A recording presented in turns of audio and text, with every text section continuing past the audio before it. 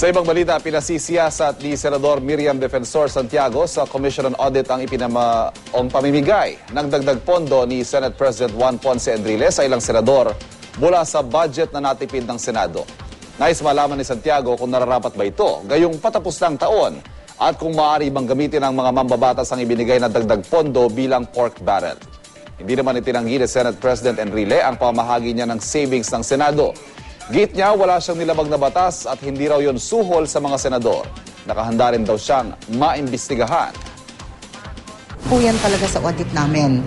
Dahil unang-una tinitingnan namin kung yung paggamit ba ng savings authorized. Kasi hindi lahat ng ahensya ng gobyerno pwedeng makagamit ng savings ng basta-basta. No?